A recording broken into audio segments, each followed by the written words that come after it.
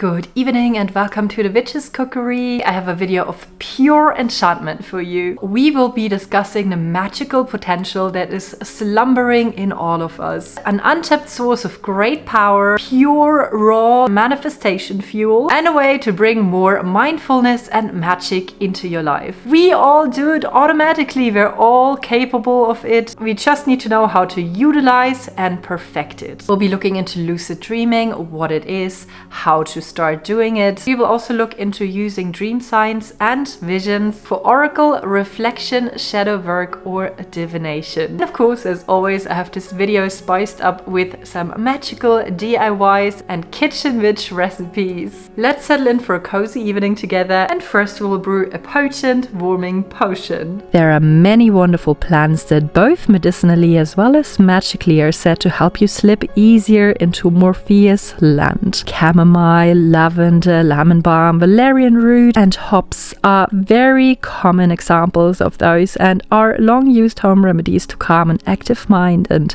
restless body. But today I want to discuss a plant omnipresent in cultures and herbalist or folk witch practices around the world. Mugwort, a favorite witch's herb and powerful protective plant to ward off evil spirits or ill-intended witchcraft. Artemisia vulgaris, named after Artemis, the Greek goddess of nature and childbirth, is often used for women's health issues. In fact, it was a custom for women to hold a bundle of mugwort in their hand during birth, as it was said to help the child transition from one world into the other easier, which might also have led to its magical association with it being a plant that can be used to travel between planes or realities. And for similar use, it also found its way into shamanic practices and dream magic. Most commonly, it's either brewed into a strong tea or smoked for that purpose. While looking at it from a scientific point of view, the hallucinogenic properties of mugwort is slim to none. There is lots of anecdotal evidence and reports of mugwort helping with experiencing very vivid dreams, a trance-like state during meditation, or even boost the ability to conjure up a lucid dream. And why that is so interesting, I will discuss in a second. You will find a recipe for the simple mugwort latte in the description box below. It might not be the most pleasant tasting drink on the menu, but it might help you utilize your time asleep for magical purpose. The ancient Greeks believed that dreams were brought on by the onoroi, dark-winged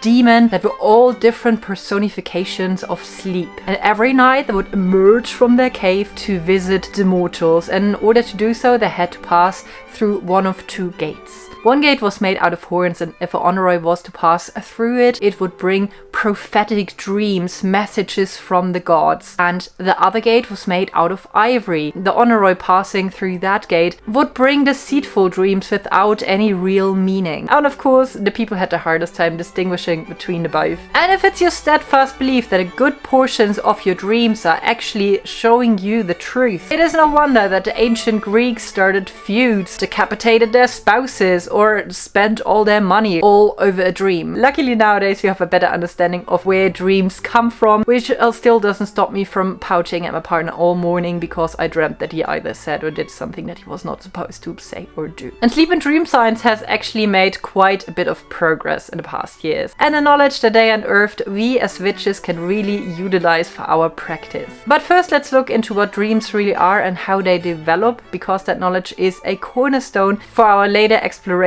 of dream magic. While we sleep, our brain circles through different stages of alertness or sleep. And while we can dream in all of those phases, the most common phase is the REM phase, the rapid eye movement stage. We dream approximately 2 hours each night, and everybody dreams. Yes, also you. 60% of people say they can never or very rarely recall dreams. But it is something that you can learn, and after this video you will understand the value and magic in it too. When we dream, our conscious is switched off. We're operating solely on our subconscious part of the brain. This also means the rational part of our brain is put to sleep, which explains why in our sleep certain activities, skills, or situations seem kind of normal and we don't really question them. Why are we even dreaming? Well, it does have several believed functions. They help us catalog and solidify experiences and events that we go through in our daily life. We don't consciously have time to put into the different little filing cabinets up here. It solidifies memories and skills you have learned during the day, and it helps you process emotions. Sleeping on it is actually really good advice. And our brain is practicing for social situations. occasions, even though I hope you never find yourself naked in front of your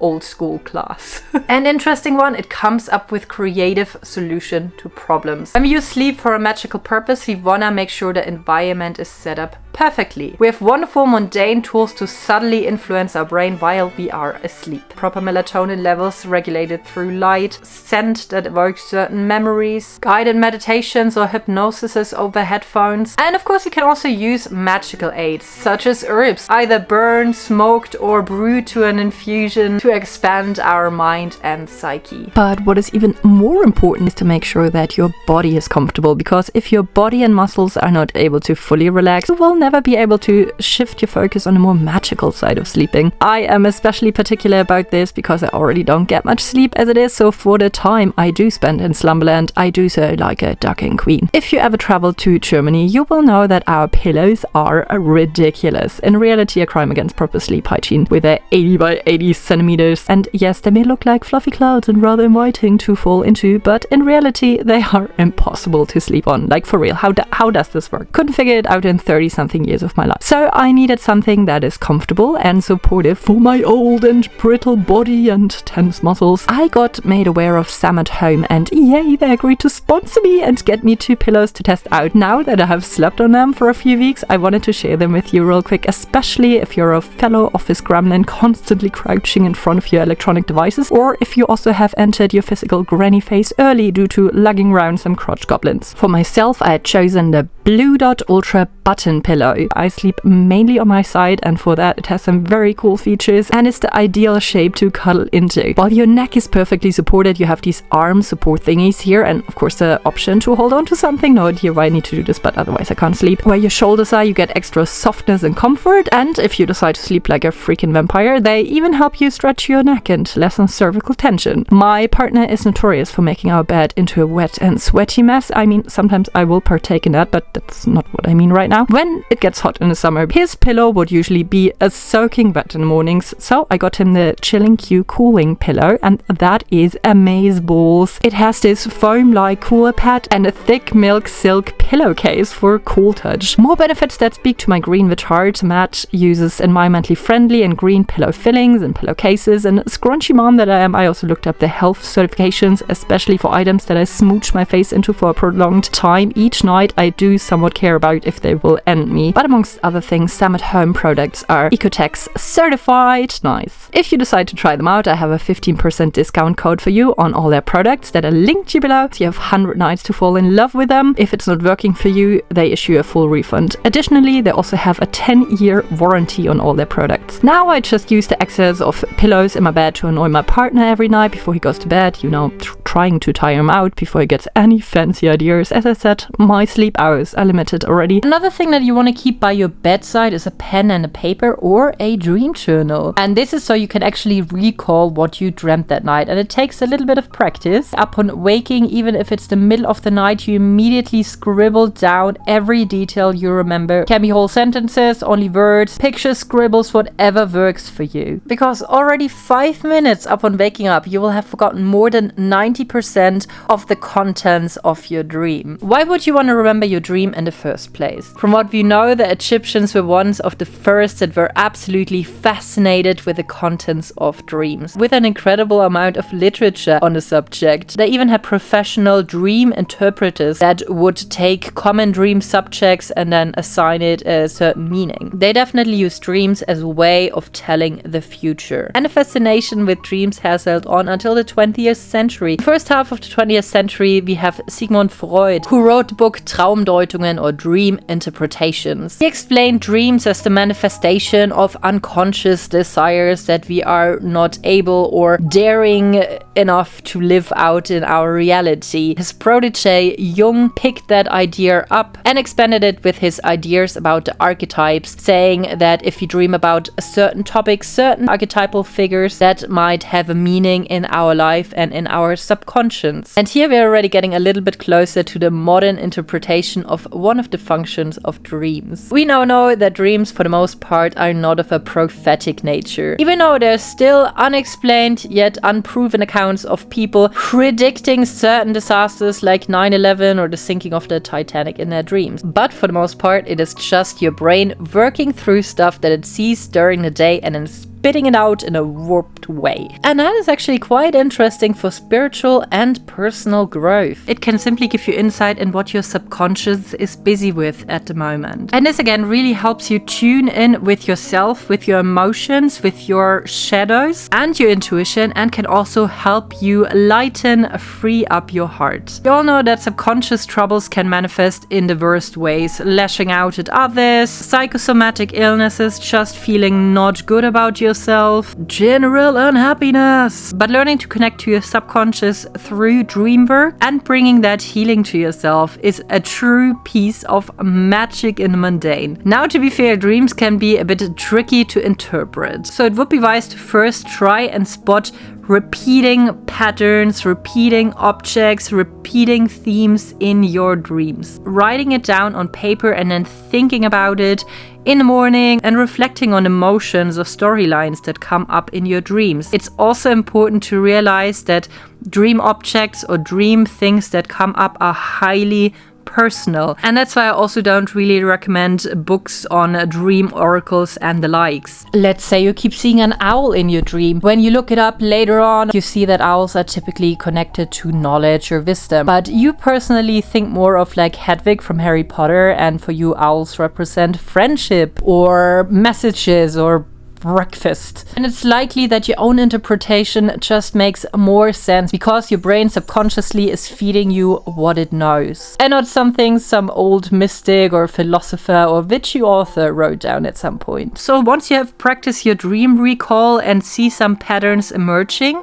you might even be able to write down your own dream signs and what they mean to you. And in the next step, you can sit down and do shadow work, especially if you have a lot of conflict coming up in your dreams. If you want to bring a bit more witchery and enchantment into your sleep routine, you can do so with some cottage witch spellcrafting. And today I want to show you how to make the cutest little spell bag that doubles as a warming scented cuddle pillow for the most restful, calming dreams. Crotch Goblin absolutely loves his star cloud, as he calls it, so I decided to also make one for the Seaman Demon number 2, and hers will be in the shape of the moon because that just feels magical. First things first, we need a fabric, ideally something that is safe and comfortable to sleep on, preferably cotton or linen, and then we cut that into our desired shape twice as we will sew those together. Alternatively, you could also make the original pillow plus a slightly bigger cover for it so you can wash the outside occasionally, but I cannot for the life of me put a zipper into anything, so I will keep this simple and just replace the pillow in a year or so. Yes, I own a sewing machine, but no, I do not know how to use it, and I don't feel like watching several YouTube tutorials now just to thread the needle, so we are doing this old school, by hand. The added magical bonus you get by doing this the slow way is that you can really focus your intention and sort of sew your wishes and desires into this. This can be done by simply thinking about or visualizing sweet dreams or a calm and relaxed attitude, or by repeating a sentence or mantra wishing for it. When picking your fabric or thread, you can also implement color magic for an additional layer of enchantment, and once we have struggled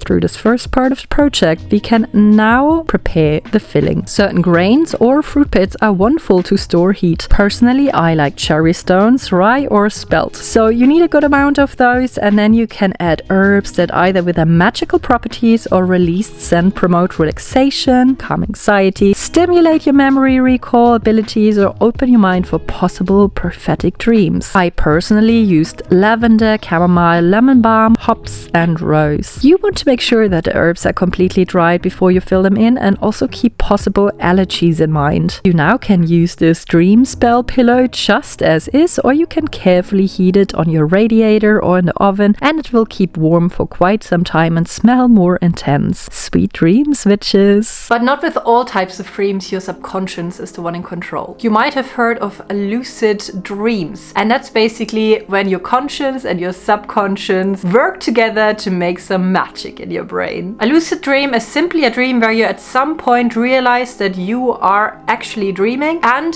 sometimes you then also can control what is happening in your dream. Which is really cool because it's just a very high-powered, fantastical form of visualization. This is an awesome tool for manifestation practices. Why? Well, you already know when we do spell work, we want to manifest something, we want to bring something into reality, we often work with visualizations, picturing things in as much detail as possible. Now, when you do that in a lucid dream, you can actually live those things out in your brain, in your fantasy. You can experience the outcomes, the action steps, shape your desired reality in your mind's eye and walk through it. And imagine how empowering that feels when you wake up and feel all that motivation and high and bliss from your lucid dream. How do you practice lucid dreaming? It does take a couple of weeks to get the hang of it. First, you need reality checks. And those you want to practice during the day. That means training your brain to spot if you're awake or dreaming. For example, by looking at a text, by looking at a clock, because both of these things are often very weird when you do it in a dream, or the numbers or letters change around. Pinching your nose and seeing if you can still breathe through it. In a dream, you would be able to. Counting your fingers, the number might also shift in your dream. Have that become a subconscious habit, so you also start doing it in your dream and then can actually realize if you are dreaming. And to evoke a lucid dream about a certain topic, there's a method called incubation, or what we witches call a setting an intention. The term actually stems back to an ancient Greek treatment. Back then, the god of health and also dreams, Asclepius, was honored in so-called sleep temples. People would go there, pray or think about a certain ailment that they had, and then sleep in a temple. Treatment basically consisted of getting that person in a hypnotic trance-like state, priming the mind to think of a certain topic, and then also analyzing their dreams to come up with a certain treatment. And they refer to that as incubation, hence why we now in modern psychology also use that term. How do we do that? Just before going to bed, you focus on the topic of your choice, either by meditating about it, writing down your intention of a piece of paper. You can also slip it underneath your pillow, or just telling yourself, I will dream of XYZ. And of course, you can also use it for more things than just manifesting stuff. For example, you can place yourself in your favorite book universe, or find solutions to problems that you might have. Oftentimes we know where we want to be, but we don't know how to get there. And using your dreams to call in that creative spark is pure magic as well. In fact, there are many accounts of famous scientists, inventors, writers that have used their dreams in order to come up with brilliant ideas. Larry Page inventing Google. Dr. James Watson dreaming of the DNA double helix. Elias Howe dreamed about being endlessly poked by spears by some wild people that wanted to get him, and invented the sewing machine. Einstein's relativity theory, Frankenstein, or the periodic table. All these credit their invention to a dream that people had, because their brain was busy with the topic and then spat out some awesome solutions to a problem while they were in that subconscious state. I hope you enjoyed this. Have a restful night, sweet dreams, and make magic.